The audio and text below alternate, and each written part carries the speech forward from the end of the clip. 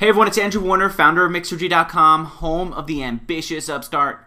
Want an interesting way to bootstrap a startup? How about travel the world? Leah Woodward stopped by Mixergy to talk about how you can take advantage of the low cost of living in exotic parts of the world.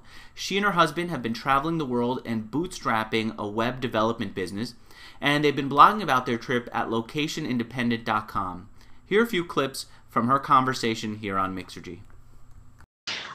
Since we left the UK in early 2007, we've travelled to and lived in Panama, Buenos Aires, Grenada, Toronto, Dubai, Thailand, South Africa, and Hong Kong. I'd left the rat race a year or two before we decided to leave the UK. And then my husband, Jonathan, got made redundant or laid off. And that was about the third time, or sort of third threatened time in about 2 years.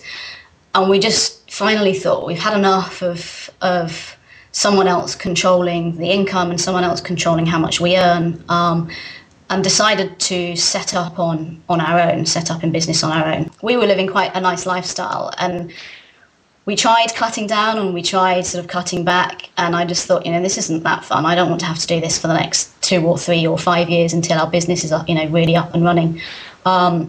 And what we found is that obviously the cost of living in certain places is a lot less. So typically in places like Thailand and Southeast Asia, you can live for a lot less. You can live a really nice lifestyle for a lot less money, which means that, when you're running a business, and certainly if it's a new business, it takes the pressure off having to generate quite so much income. And, in terms of kind of remote working, it's a lot more common these days, obviously. So whilst we might be halfway around the world, people are a lot more used to working with someone halfway, say someone in London might be used to working with someone in Scotland anyway, in which case they wouldn't necessarily see them that frequently.